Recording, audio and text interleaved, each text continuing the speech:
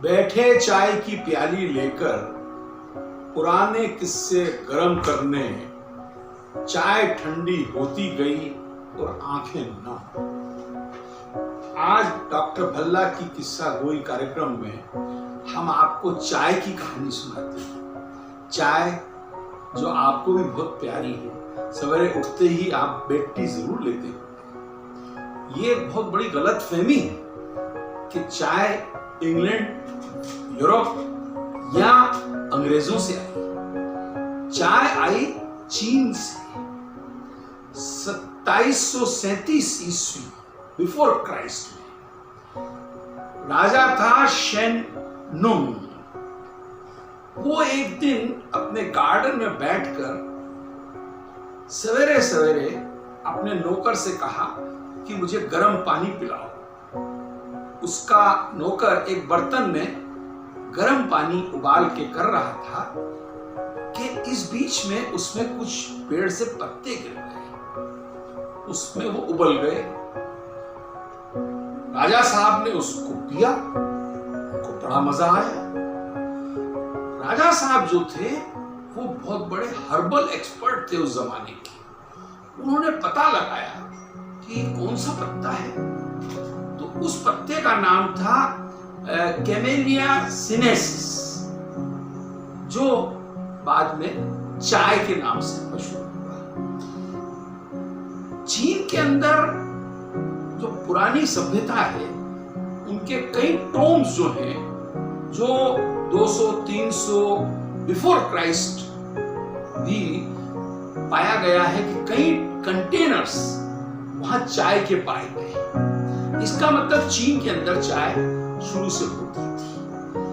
चाय को लाने के लिए, दुनिया के अंदर लाने के लिए सबसे पहले हॉलैंड के लोगों ने, डच के लोगों ने उसको इंपोर्ट किया। चाइना से वो जावा लाए और जावा से वो हॉलैंड लाए, और हॉलैंड के अंदर चाय अमीरों की एक ड्रिंक बन गई।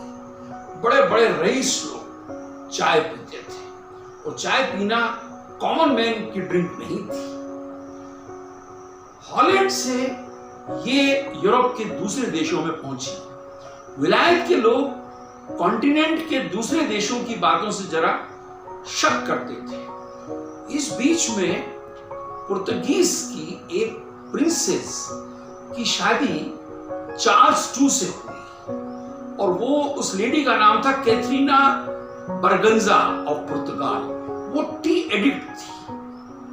वो अपने साथ चाय लाई, और इस प्रकार से अंग्रेजों के बीच में चाय प्रचलित हो गई। पहली बार अंग्रेजी अखबारों के अंदर ये छपा कि चाइना की चा कहते थे चीनी उसको, वो एक कॉफी हाउस के अंदर अवेलेबल है, और उसको खरीदने के लिए अमीर अमीर लोग गए, क्योंकि चाय बहुत महंगी थी और चाय पीना अमीरों की एक आदत थी। कॉफी क्लब्स, कॉफी शॉप्स में लोग चाय पीते और साथ में बड़े बड़े डिस्कशन करते, इंटेलेक्चुअल बातें करते, तो चाय उसका सिंबल बन गई। चाय का ये आलम था कि इतनी महंगी थी कि चाय स्मगल होती थी, और चाय की स्मगलिंग बढ़ गई। चाय के ऊपर इतना बड़ा टैक्स लगता था कि कॉमन मैन उसको अफोर्ड नहीं कर सकता था।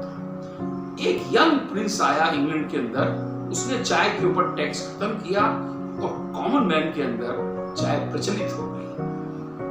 ब्रिटिश की जो ईस्ट इंडिया कंपनी थी, वो इसकी मोनोपोली थी चाय के ऊपर।